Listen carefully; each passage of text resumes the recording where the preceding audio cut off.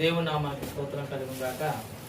దేవుడు తన మహాకృపలో మనల్ని సురక్షితంగా కాపాడి తన రెక్కల చాటున మన దాచి మనల్ని ఈ విధంగా సజీవుల లెక్కలో ఉంచినందుకు దేవాది దేవుడికి మనం ఎంతైనా సరే రుణపడి ఉంటాం. అయితే ఈరోజు దేవుడు దినవాక్యంగా మనకు ఇస్తున్న మాట, దేవుడు మనకు నేర్పుతున్న అభ్యాసం ఏమిటంటే ఎఫెసీయులకు రాసిన పత్రిక 4వ అధ్యాయం 26వ వచనాన్ని మనం చదువుకుంటాం. కోపపడుడి గాని పాపము చేయకుడి. సూర్యుడు అస్తమించు వరకు మీ కోపము నిలిచి ఉండకూడదు. ఏం చెప్తున్నాడండి దేవుడు? దేవుడు చెప్పే మాటలు యథార్థమైనవి. ఆ మాటలు కనుక మనం గైకుంటే కనుక మన జీవితాలు అద్భుతంగా మనం రాణించగలం. ఇక్కడ ఈ రోజు చెప్పబడుతున్న వాక్యం కనుక ఎవరికైనా మనసును హత్తుకున్నా, ఎవరికైనా అది గుచ్చుకున్నా కానీ మనం వాక్యం ద్వారా దాన్ని సరిచేసుకుని మనం ఆ వ్యసనాన్ని మనలోంచి తీసివేసుకున్నప్పుడే దేవుని రాజ్యానికి వారసులు. అపోస్తుడైన పౌలు గారు చెప్తున్న మాట ఏంటంటే, కోపపడుడి కానీ పాపము చేయకండి. అంటే ఈ కోపపడండి కానీ పాపం చేయకండి అంటే ఏంటంటే, మనం ఏదైనా ఒక సన్నివేశం జరిగినప్పుడు, ఏదైనా ఒక విమర్శలో లోనైనప్పుడు మనం సాధారణంగా మనకు వచ్చేది ఏంటంటే కోపం. ఆ కోపము ఎంతవరకు ఉండాలంటే అది శృతి మించిపోయే వరకు ఉండకూడదు. ఎదట వారిని ఇబ్బంది పెట్టడంలో కానీ, ఎదట వారిని దూషించడంలో కానీ, ఎదట వారి పట్ల మనం అసభ్యంగా ప్రవర్తించడంలో కానీ, దౌర్జన్యం చేయడంలో కానీ ఆ పాపం అనేది పాత్ర వహించకూడదు. అంటే ఇక్కడ చెప్తున్నాడు, కొన్ని సపోజ్ ఎగ్జాంపుల్, మనం ఒక ప్రార్థన పెట్టుకున్నాం. ఈ ప్రార్థన జరుగుతున్నప్పుడు వెనక నుంచి ఎవరో ఈ మధ్యన ఉల్లిపాయలు పచ్చిమిరకాయలు వీళ్ళు కూడా లౌడ్ స్పీకర్లు ఎట్టి ఆ ఉల్లిపాయలు పచ్చిమిరకాయలని వాళ్ళు అండం మానేసి ఏం చేస్తున్నారంటే ఆ స్పీకర్లు పెట్టేసి గట్టిగా అరుస్తూ వెళ్తున్నారు. ఈ టైంలో మనకు అక్కడ ప్రార్థన జరుగుతూ ఉంటుంది. అందరూ ఏకీభవిస్తాం, మోకరి నుంచి ప్రార్థన చేస్తాం. ఈ సేవకుడు చెప్పే ప్రార్థన మనకు వినపడదు, ఈ విశ్వాసులు చేసే ప్రార్థన మనకు వినపడదు, ఈ ఉల్లిపాయల గొడవలు మాత్రం వినపడుతూ ఉంటాయి. అటువంటి టైంలో మనం ఏం చేస్తామంటే వెంటనే కోప్పడి ఏం చేస్తామంటే వెంటనే వారి దగ్గరికి వెళ్ళి ఆపు, ప్రార్థన జరుగుతుంది కదా, కొంచెం ఎదరికి వెళ్ళిన తర్వాత నువ్వు నీ స్పీకర్ ఆన్ చేసుకో అంటే అక్కడ యాక్చువల్గా మనం చెప్పాలి అంటే అతని మీద మనకు కోపం వచ్చింది, కానీ ఆ కోపము అతను కొట్టి తిట్టి దూషించేంత విధంగా ఒక పాప రూపంలో అది మారలేదు. అది మనం చేసి మనం కోపపడతాం, బిడ్డ ఉన్నాడు కొట్టాం, ఆ కోపంలో వాడి మీద కోపపడ్డాం, ఆ బిడ్డ మీద కోపపడ్డాం, కానీ ఆ బిడ్డను చంపేసుకుని రక్తం వచ్చి కొట్లేసే అంత పాపానికి మనం కొడతాం. ఆ కోపం కూడా ఎలా ఉండాలంటే సూర్యుడు ఉదయించి అస్తమించే టైం వరకు కూడా పాపము మీలోని కోపం అనేది మీలో నిలిచి ఉండకూడదు, ఆ పాపాన్ని అంటుకోకూడదు. నిజంగా ఈ రోజుల్లో చాలా మంది వ్యక్తుల్లో కనిపించేది ఏంటంటే కోపం. ఈ కోపం వల్ల ఎంతో మంది బంధువులు పోగొట్టుకుంటారు, ఎంతో మంది స్నేహితులు పోగొట్టుకుంటారు, ఎంతో మంది హితులను పోగొట్టుకుంటాం, ఎంతో మంది మంచివారిని పోగొట్టుకుంటాం, ఎంతో మంది ఉపకారులను మనం పోగొట్టుకుంటాం. కారణం ఏంటంటే ఈ కోపం అనే చిన్న ఆ వ్యసనాన్ని బట్టి మనం ఎంతమందిని పోగొట్టుకుంటాం.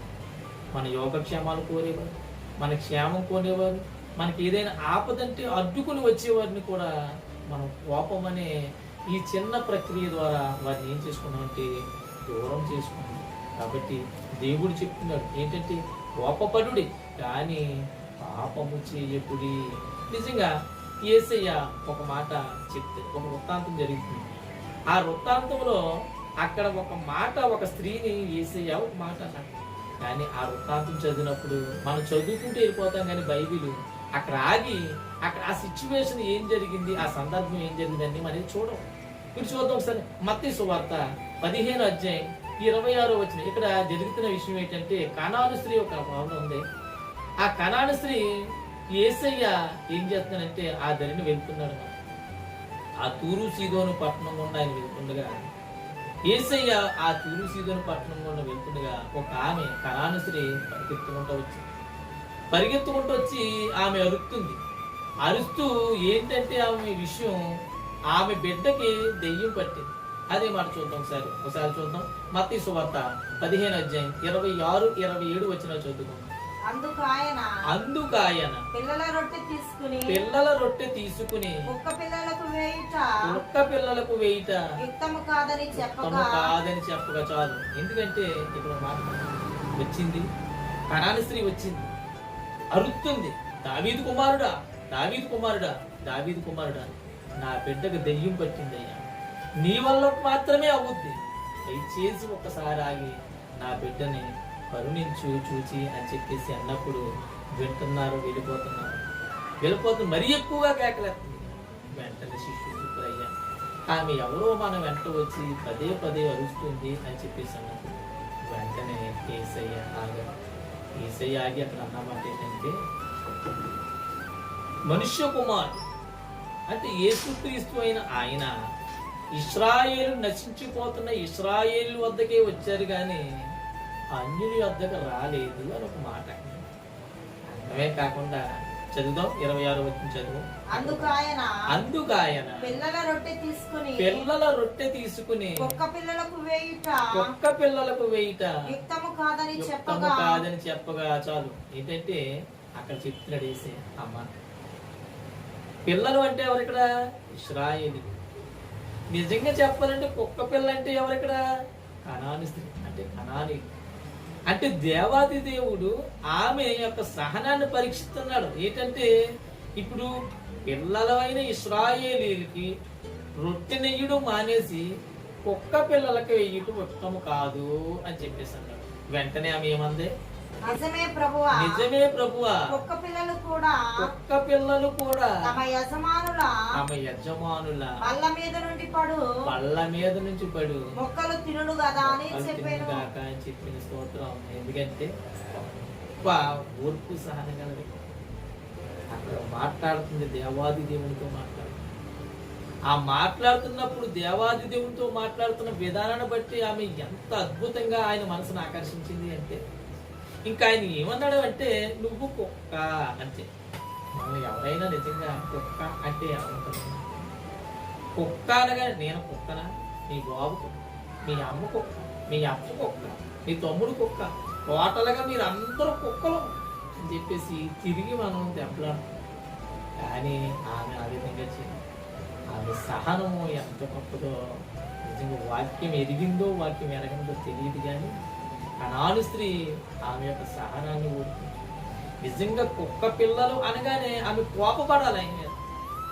ఏం ప్రభా, ఏదో నీ దగ్గరికి వచ్చాము, నువ్వు అద్భుతాలు చేస్తున్నావు, ఆశ్చర్యకార్యాలు చేస్తున్నావంట, కుంటి వారిని లేపుతున్నావంట, గుడ్డి వారికి పళ్ళు ఇస్తున్నావంట, చెవిటి వారికి చెవులు తెరుస్తున్నావంట, పక్షవాయుగాల వారిని లేపుతున్నావంట, జ్వర పీడితులను బాగు చేస్తున్నావంట, ఇన్ని రకాల అద్భుతాలు చేస్తున్నావు కాబట్టి నువ్వు దేవుడు కాబట్టి నీ దగ్గరికి వచ్చాను. దేవుడు అనేవాడు మాట్లాడవలసిన మాటలా ప్రభు అని ఆమె ఏం చేయాలంటే ప్రశ్నించారు. కానీ ఆమె అలా చేయలేదు. ఆమె కోపాన్ని కూడా తగ్గించారు. కోపం అనేది రానియకుండా ఆమె పాపం చేయకుండా ఏం చేసిందో తెలుసా? ప్రభు, కుక్క పిల్లలు కూడా యజమాని యొక్క బల్ల మీద ఉంచిపడే రొట్టె ముక్కలు తింటాయి కదా. ఆ మాట ముక్తుడైన యేసయ్య వెంటనే ఆమెను చక్కగా స్వస్థపరిచినట్టుగా, ఆమె కుమార్తె స్వస్థపరిచినట్టుగా మన లేఖనాల్లో చూస్తాం. నిజంగా ఈ కోసం మాట్లాడుతున్నప్పుడు మనం ఒక మాటను గుర్తు చేస్తాం. యాకోబు రాసిన పత్రిక 1వ అధ్యాయం 19వ వచనంలో మనం అక్కడ మాట కనపడుతూ ఏముంటుందంటే, కోపించుటలు నిదానించాలి. చదువుదాం ఒకసారి యాకోబు పత్రిక 1వ అధ్యాయం 19వ వచనం ఏముందో చదువుదాం ఒకసారి. నా ప్రియ సహోదరులారా మీరు ఈ సంగతి ఎరుగుదురు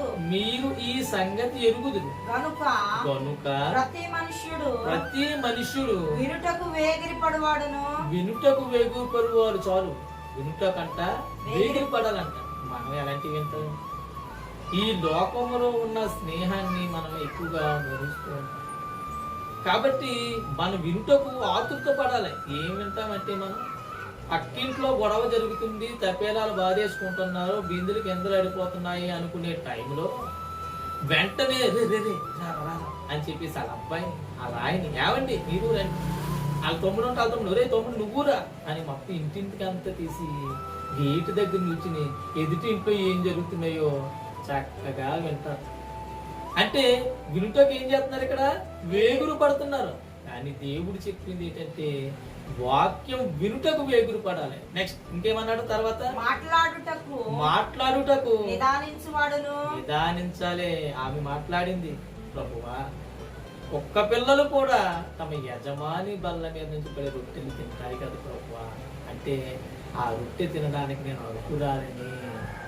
ఇశ్రాయేలు ప్రజలే కాదు ప్రభువా, అన్యుడైనా అయినా నేను కూడా అర్హురాలని అని చక్కగా మాట్లాడడానికి నిదానించి మాట్లాడారు. తర్వాత ఏం చేసింది, కోపించుటకు నిదానించువాడునై ఉండాలి. కోపం మాట్లాడితే కోపం ఎందుకు కోపం? ఈరోజు రాజమండ్రి సెంట్రల్ జైల్లోకి వెళ్ళి చూస్తే ఎంతో మంది యావజ్జీవ కారాగార లైఫ్ 14 సంవత్సరాలు లైఫ్ అనుభవిస్తున్న ఖైదీల్ని మనం అడిగితే అన్న చిన్న దెబ్బలాట, ఒలాయి దగ్గర చిన్న దెబ్బలాట అన్న, మా ఆవిడ్ని వాళ్ళ ఆవిడ ఏదో చిన్న మాట, ఆ మాటకి నేను వెంటనే కత్తి పెట్టుకుని వెళ్ళి వారిని కుడిచి వచ్చాను. ఆ ఒక్క 5 నిమిషాలు నేను ఆలోచించుంటే ఈరోజు నా జీవితం ఎంతో బాగుంది. ఈ రోజు నా భార్య ఏమైపోయింది, నా బిడ్డలు ఏమైపోయారు, ఎంతటి వాళ్ళు అయ్యారు, ఎవరు చూస్తున్నారు, ఎవరు పెంచుతున్నారు, ఎవరు పోషిస్తున్నారు నాకు తెలియదు అన్నయ్య అని చెప్పేసి ఆ కోపంలో చేసిన దానికి ఈరోజు శిక్ష అనుభవిస్తున్నానని చెప్పేసి ఎంతో మంది ఏడ్చి కన్నీరు పెట్టుకున్నారు. తర్వాత అందుకే ఏం చెప్పాడు, మళ్ళీ చూద్దాం ఒకసారి. ఏం చెప్పాడు, కోపపడినప్పుడు నిదానించువాడునై ఉండాలి. ఇంకా ఏమన్నాడు కిందకి ఇచ్చినప్పుడు, ఇంకా ఎందుకనగా నరుని కోపము దేవుని నీతిని నెరవేర్చదు. ఒక నరహత్య చేసిన వ్యక్తి ఉన్నాడు అంటే దేవుడిచ్చిన 10 ఆజ్ఞల్లో చెయ్యకూడదు ఏంటంటే నరహత్య, అబద్ధం, ఎదుటి వారిని ద్వేషించడం, దూషించడం, పొరుగు వారికి ఆశించడం, ఇలాంటి రకరకాల ఎన్నో దేవుడు 10 ఆజ్ఞల్లో పొందుపరిచాడు. నరహత్య చేసావు అంటే దేవుని యొక్క ఆజ్ఞను మీరే. అంటే నరహత్య అనేది దేవుని యొక్క నీతిని నెరవేర్చకుండా నిన్ను ఏం చేస్తుందంటే పక్కదో పట్టించింది. సాతాను యొక్క బాటలో నడవడానికి నేను ఆయత్తపరిచింది. కాబట్టి కోపపడినప్పుడు నిదానించాలి, మాట్లాడినప్పుడు నిదానించాలి, అలాగే వినుటకు వేగులు పడాలి, కోపపడినప్పుడు నిదానించాలి. నిజంగా ఆమె ఇదే చేసింది. ఒక పిల్లలు అన్నా కానీ ఆమె దేవుని మీద ఏమాత్రం కోపపడి పాపం చేయకుండా వెంటనే యేసయ్య మనసుని ఆకర్షించి, ఈరోజు కోపములో నీ భర్త నీవు ఎలా ఉంటున్నారు, నీ సంసారం ఎలా ఉంది, మీ బిడ్డల పట్ల మీ యొక్క ప్రవర్తన ఎలా అనేది మనం చూసుకుంటున్నప్పుడు దేవుడు అద్భుతంగా కొన్ని మాటలు మనకి చెప్పడం జరిగింది. కాబట్టి ఈ రోజు ఎంతో మంది భార్యాభర్తలు మాట్లాడుకోరు, అన్నాదమ్ములు మాట్లాడుకోరు, అక్కా చెల్లెలు మాట్లాడుకోరు, సొంత రక్త సంబంధులే మాట్లాడుకోవడానికి కారణం ఏంటంటే ఏదో విషయంలో గొడవైంది, ఆమె ఈమెను ఏదైంది, ఇతను ఏదో అన్నాడు, వెంటనే ఆ మనసులో ఆ కోపాన్ని వారి గుండెల్లో పెట్టుకున్న మాటని, ఆ కోపం అనే ఆ విత్తనాన్ని పెద్ద వృక్షంగా చేసి కక్షలు కార్పణ్యాలు పుట్టుకు చంపుకుని తిని చచ్చిపోయే వరకు కూడా అవి పెంచి పోషించున్నాం. ఆ కోపానికి ఆ తాపానికి ఈ యొక్క అధిపతి ఎవరు అంటే సాతాను. కాబట్టి ఈరోజు ప్రభువు నమ్ముకుంటున్నా, నీవు కోపం కనుక నీలో ఉన్నదంటే నువ్వు సాతాను బిడ్డవే. నీ కోపం ఒకవేళ కోపపడు, కానీ పాపం చేయి. ఆ కోపం ఎప్పటి వరకు ఉండాలి తెలుసా? సూర్యోదయం దగ్గర నుంచి సూర్యాస్తమయ్యే వరకు మళ్ళా ఉండవు. అలాంటి కోపం మనం కలిగి ఉండవు. కాబట్టి చూద్దాం ఒకసారి రోమపత్రిక 12:19 మనకి ఏమని ఉంటుందంటే, మీలో ఎవరైనా అంటే మీకు ఎవరైనా కనుక మీ మీద అన్యాయంగా కానీ అక్రమంగా కానీ మీ మీద వారి బలాన్ని చూసి, వారి బాంధవ్యాలను చూసి, వారికి ఉన్న శక్తిని చూసి, వారికి ఉన్న స్తోమత తాహతను చూసి వారి నీ మీద కనుక అన్యాయంగా కనుక వచ్చి నీ మీద కోపపడి నిన్ను నశింపజేయలాగా చూస్తే గనుక దేవుడు నీకు ఈరోజు ఒక మంచి వాగ్దానం చెప్తున్నాడు. ఏంటో తెలుసా? చూద్దాం. రోమపత్రిక 12వ అధ్యాయం 19వ వచనం చెప్పు. ప్రియులారా, మీకు మీరే పగ తీర్చుకొనక దేవుని ఉగ్రతకు చోటీయుడి. ఏమి గొప్ప మంచి మాట చెప్తున్నానండి దేవుడు. ప్రియులారా, నా పిల్లలారా, దేవుని నమ్ముకునే నా యొక్క కుమార్తెలారా, సహోదరులారా, మీకు చెప్పుతున్న విషయం ఏంటో తెలుసా? చదువుదాం. మీకు మీరే పగ తీర్చుకొనక దేవుని ఉగ్రతకు చోటీయుడి. పగ తీర్చుట నా పని నేనే ప్రతిఫలమిత్తును అని ప్రభు చెప్పుచున్నాడని రాయబడి ఉన్నది. చూసారా ఎంత గొప్ప వాగ్దానం. నువ్వు ఎవరైనా కానీ నీ మీద కోపం పెట్టు, నీ మీద పగ సాధించాలి అనుకుంటే కనుక అది ప్రభు చెప్తున్నాడు, పగ తీర్చుకుంటా మీ పని కాదు, పగ తీర్చుకుంటా నా పని. నా ఉగ్రతకు ఒక్కసారి చోటివ్వండి.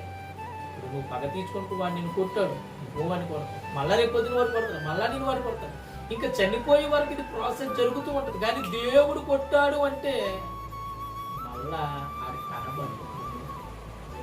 నీతిమంతుల జోలికి వచ్చిన, దేవుని బిడ్డల జోలికి వచ్చిన, అన్యాయంగా మనల్ని కనుక మన మీదకి వచ్చి మన మీద పగ తీర్చుకోనని చూస్తే దేవుడు చూస్తూ ఊరుకోడు. తన బిడ్డలను ఎలా కాపాడాలి, ఎలా సంరక్షించుకోవాలో ఆయన తెలుసు. ఆయన చెప్తున్నాడు, నా ప్రియమైన సహోదరులా, నా ప్రియమైన బిడ్డలారా, మీకు చెప్తున్న మాట ఏంటంటే, నా పగ తీర్చుకుంటే మీ పని కాదు, పగ తీర్చుకుంటే నా పని.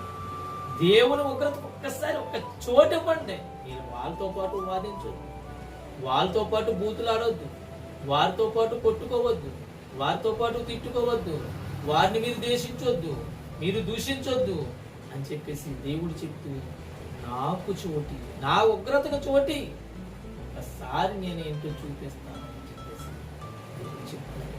కానీ బైబిల్లో ఎలాంటి మాట విరిగి కూడా గొప్ప జనాంగాలకి తండ్రి అయినటువంటి యాకోబు కుమారులు కూడా ఆ పని చేయలేదు. దేవుని ఉగ్రతకి చోటు ఇవ్వకుండా వారి పనిగా వారు పగ తీర్చుకుంటారు. చూశారు, కోపపడ్డారు. ఆ సిచ్యువేషన్ కూడా ఒకసారి చూడండి. ఆదికాండం 34వ అధ్యాయం 25వ వచనంలో ఏమని ఉంటుందంటే, ఈ వృత్తాంతం అంతా ఏంటి, యాకోబు గారు పద్దనరాము నుంచి తర్వాత షెకెము అనే ఊరికి వచ్చారు. ఈ షెకెము అనే ఊరికి వచ్చినప్పుడు ఈ షెకెము అనే ఊరిలో ఒక గుడారం వేసుకున్నాడు. గుడారం వేసుకుని ఆయన ఏం చేశాడంటే, హామోరు దగ్గర ఒక 100 వరహాలు ఇచ్చి ఒక భూమిని కొనుక్కున్నాడు.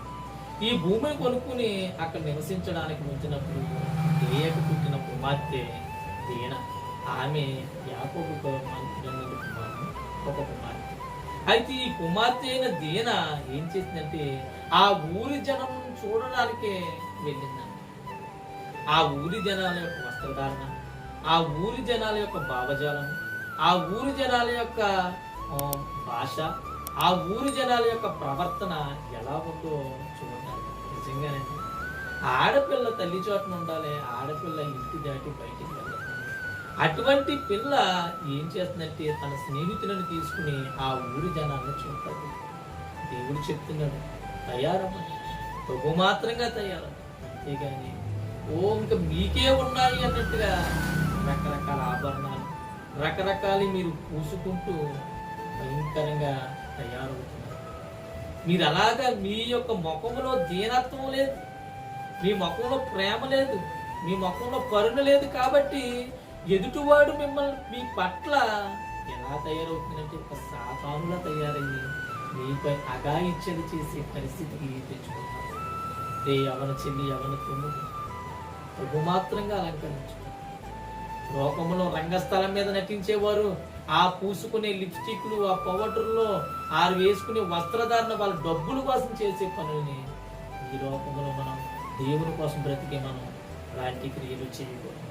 మన వస్త్రధారణలో తగు మాత్రంగా ఉండాలి, మన ఆభరణాల్లో తగు మాత్రంగా ఉండాలి, మన ముఖ కవలికల్లో తగు మాత్రంగా ఉండాలి. మన నడక పడకలు కూడా దేవుడు చూస్తున్నాడని చెప్పి భయపడుతూ ముందుకు వెళ్ళాలి. ఈ దీన ఏం చేసిందంటే, వెళుతూ ఉండే తన స్నేహితులతో వెళ్ళింది. వెళ్ళిన తర్వాత అక్కడ షెకెము హామోరు కుమారుడిని షెకెము వచ్చాడు, ఆమెను పట్టుకున్నాడు, ఆమెను బలవంతం చేసి ఆమెకు శయనించి ఆమెను పాడు చేసిన తర్వాత యాకోబు గారి దగ్గరికి వచ్చాడు. ఆ నాన్నగారు తీసుకుని, అయ్యా మా బిడ్డ చేసింది తప్పే, కాబట్టి మీ అమ్మాయిని మేము పెళ్లి చేసుకుంటానికి మా అబ్బాయి ఇష్టపడతాడు కాబట్టి మీరు ఏదైనా సరే మాకు అవకాశం కల్పించండి అన్నప్పుడు వెంటనే యాకోబు గారు అన్న మాట ఏంటంటే, నా కుమారులు పొలాలకు వెళ్ళారు, ఆ పొలం నుంచి వచ్చిన తర్వాత నేను చెప్తాను, అప్పుడు మనం మాట్లాడుకున్నాం. నీ లోపల వచ్చారు షిమ్యోను లేవి, ఇద్దరు వచ్చారు, షిమ్యోను లేవి వచ్చారు. వచ్చిన తర్వాత అన్నదంతా విన్నారు, మొత్తం అంతా చూశారు. ఇక్కడ రెండు సిచ్యువేషన్ మీకు చూపిస్తూ ఉంటాను. ఏంటంటే, ఒకటి యాకోబుతో వియ్యం అందుకోవడానికి హామోరు కుమారుడు షెకెము హామోరు కల వీళ్ళ వద్ద ఉన్న ఆ పశువులు సంపద వెండి బంగారాన్ని చూసి అవన్నీ మాకే అవుతాయి కదని ఒక స్వార్థంతో అతనితో వియ్యం అందుకున్నారు. కానీ ఇక్కడ కూడా యాకోబు కుమారులు కూడా ఒక హై డ్రామా ప్లే చేశారు. ఏంటి అంటే, నిజమే మేము మా చెల్లిని పట్ల జరిగిన విషయానికి మేము చింతిస్తున్నాం, అది సరి చేసుకుంటాం, మీరు వచ్చారు కాబట్టి అవకాశం కల్పిస్తాం. అయితే ఒక్క మాట, మేము ఇశ్రాయేలీలు కాబట్టి సున్నతి లేని వారికి మా చెల్లిని ఇవ్వటం కుదరదు, మీరు సున్నతి చేసుకోగలిగితే మేము మా చెల్లిని మీకు ఇస్తాము అని చెప్పేసి అన్నప్పుడు వెంటనే ఆ మాట ఒప్పుకుని మీరు వెళ్ళి ఊరి జనంగా అందరికీ చెప్పారు, రే యాకోబు గారు మన ఊరి వారితో బియ్యం అందుకోవడానికి మనకి అంగీకరించారు. కాకపోతే ఒక షరతు, అతని దగ్గర ఉన్న సంపద అంతా మందే అవుతుంది, మన వాళ్ళలో కలిపేసుకుందాం, కాబట్టి మీరేం చేద్దంటే ప్రతి ఒక్కరు సున్నతి చేయించుకోండి అని చెప్పినప్పుడు వెంటనే వారి ఊరి వాళ్ళందరూ కూడా సున్నతి చేసుకుంటాకే అంగీకరించారు. ఈ సున్నతి చేసుకుంటాక అంగీకరించిన తర్వాత ఆ ఊరి వారందరూ కూడా సున్నతి చేసుకున్న తర్వాత అక్కడ చదువుతాం ఒకసారి 34వ అధ్యాయం 25వ వచనం చదువుగా. ఆదికాండం 34వ అధ్యాయం 25వ వచనం రాసి ఉంది ఏంటంటే, మూడవ దినం అంటే ఇప్పుడు వారి సున్నతి చేయించుకుని మంచాల మీద పడి బాధపడడానికి కూడా మెదలడానికి కనీసం అవకాశం లేని పరిస్థితిలో ఉన్నప్పుడు మూడవ దినమున వారు బాధపడుచుండగా యాకోబు కుమారుడైన యాకోబు కుమారుల్లో ఇద్దరు అనగా దీనా సహోదరుడైన షిమ్యోనును లేవియు తమ కత్తులు చేత పట్టుకుని ఎవరికి తెలియకుండా ఆ ఊరి మీద పడి ప్రతి పురుషుని చంపిరి. చెల్లి చేసిన ఆ యొక్క షెకెము చేసిన చిన్న పొరపాటు ఏం జరిగిందంటే, ఇద్దరు అన్నయ్యని నరహంతకులను చేసి వీరు ఏం చేసినట్టు ఆ సున్నతి చేయించుకున్న మూడో దినమున వాళ్ళందరూ మంచం మీద పడి బాధపడుతుంటే, అమ్మో నాయన వారు బాధపడుతుంటే కత్తులు తీసుకుని షిమ్యోను లేవి కత్తులు తీసుకుని ఆ ఊరి మీద పడి ఆ ఊరిలో ఉన్న ప్రతి మగవాడిని చంపేశారు. ఎంత కోపమండి! ఇక్కడ చెల్లంటే ప్రేమ అనుకోవాలా, దేవుని కట్టడని మీరుతున్నారు అనుకోవాలా?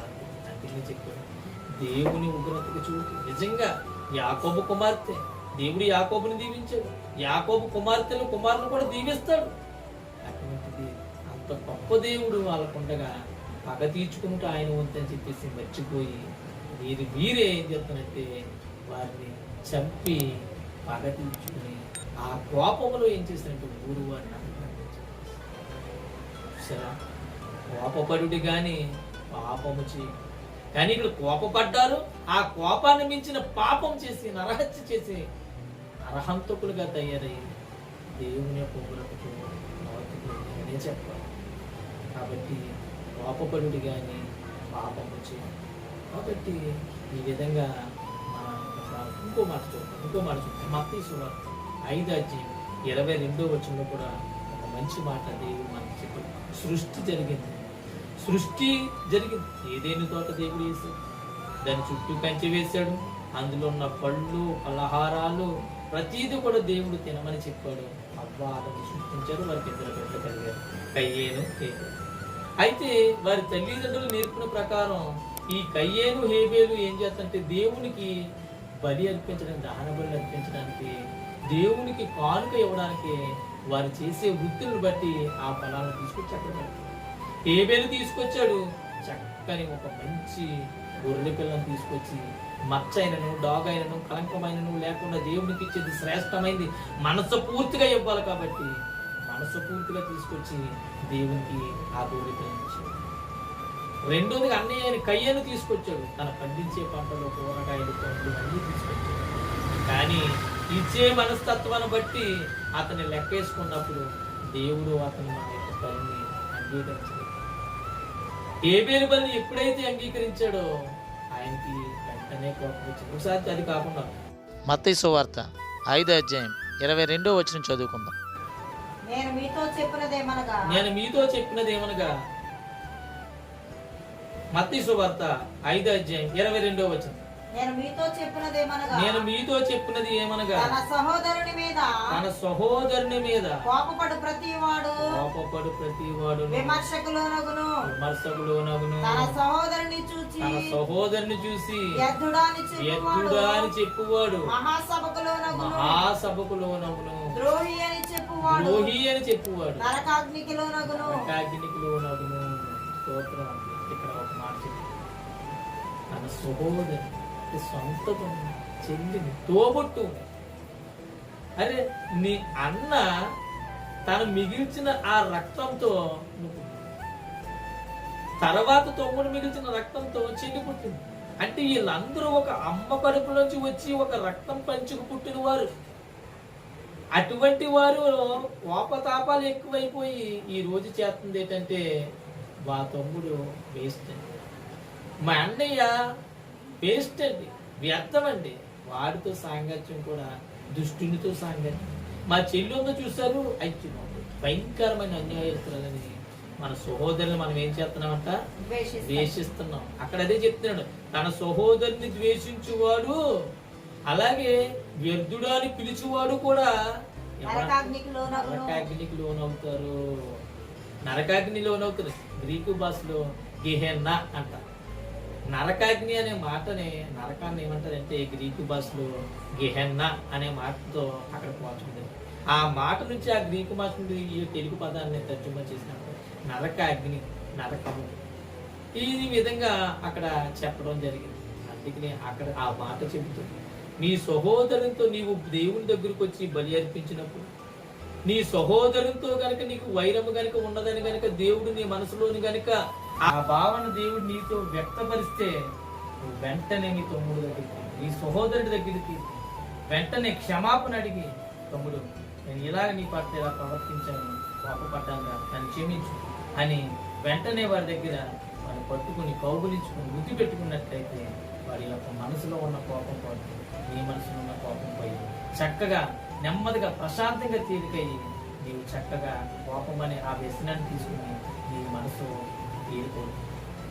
వెంటనే నీవు వచ్చి దేవుని దగ్గరికి వచ్చి నీవు అర్పించే ప్రతి అర్పణ కూడా దేవుని దగ్గరికి ఇచ్చినట్టు దేవుడు అద్భుతంగా దాన్ని తీసుకుని నేను ప్రేమించి నీకు ఆయన కావాల్సిన ఈవెన్లన్నీ దేవుడు నీ సమృద్ధిగా దయచేస్తాడు. కాబట్టి దేవుడు చెప్పిన మాట ఏంటంటే కోపపడు కానీ పాపము చేయకూడదు, నీ కోపము సూర్యాస్తమయం వరకు కూడా నిలిచి ఉండొద్దని చెప్పేసి దేవుడి విధానంగా చెప్పారు. నిజంగా ఆ కోపలో చూసుకుంటే కనుక ఆ మాటను అంగీకరించిన ఆ షిమ్యోను లేవీలు తన చెల్లికి జరిగిన అవమానానికి ఆ ఊరి మీద పడి ఆ కోపం మీద ఏం చేశారైతే ఆ ఊరిలో ఉన్న జనాంగాన్ని మొత్తం, జనాంగం అంటే ఈ యొక్క సున్నతి చేసుకుని ఉన్న ప్రతి పురుషుని కూడా చంపేసి నరహంతకులు అయ్యారు, నరకాగ్నికి లోనయ్యారు. అలాగే ఈ యొక్క అన్నయ్య సృష్టిలో ఉన్న ఆ నలుగురిలో కూడా ఆ కయ్యేను ఏబేలు అవ్వ ఆదంలో అన్నయ్య అయిన కయ్యేను తమ్ముడైన ఏబేలుని ఆ కోపంను నరహత్య చేసి దేవుని దగ్గరికి పాల్గొనలేదు. కాబట్టి దేవుడి రోజుగా మాట్లాడుతుంది ఈ యొక్క సాతాను ఈ చూపించే ఈ కోపానికి ఆ వేసే విత్తనానికి మీరు ఒక చెట్టులా పెట్టి ఆ కోపాన్ని పెంచుకుని పగలను పెంచుకుని నరహత్యలు చేస్తూ ద్రోహులు చేస్తూ అన్యాయంగా మసులుతూ దేవుని మీద కోపపడుతూ దేవుని మందిరాన్ని మానేస్తూ మీకు ప్రయారిటీలు ఇవ్వలేదని చెప్పేసి దేవుని సన్నిధి నుంచి మీరు తొలగిపోయి గనక దేవుని నుంచి మీరు వేరుపడి గనక ఆయన మందిరానికి మరి మీరు దూరం అయినట్లయితే మీరు కూడా కోపంతో దేవుణ్ణి ఉగ్రతకి పాత్రవుతున్నట్లు లెక్క. కాబట్టి ఆ సాతానుని మీరు పెంచి పోషిస్తున్నట్లు లెక్క. నీ మనసులో నీ హృదయంలో సాతాన్ని పెంచి పోషిస్తూ ఆ కోపం అనే వ్యసనంతో ఆ దేవుని యొక్క ఉగ్రతకు మీరు లోనవుతూ దేవుని యొక్క ప్రేమను మీరు పొందలేకపోతున్నారు అంటే నిజంగా అది కేవలం పాపానికి సంబంధించింది. అనాడు స్త్రీ కూడా ఆ కుక్క అన్న ఆ పదము చూసిన సరే ఆ వివేకంతో సమాధానం చెప్పింది. దేవుని యొక్క కరుణను ఆమె పట్ల చూపించుకునే విధంగా చేసుకున్నారు. అలాగే ఈ యొక్క ప్రతి ఒక్కరు కూడా దేవుని సన్నిధిలో ఉన్న ప్రతి బిడ్డ కూడా కోపం అనేది తీసుకుని కోపం అనే వ్యసనం లేకుండా మారు మనసు పొంది దేవుని యొక్క రాజ్యానికి వారసులు అవ్వాలని ప్రేమతో కోరుకుంటూ ఈ మాటలు ముగిస్తున్నారు.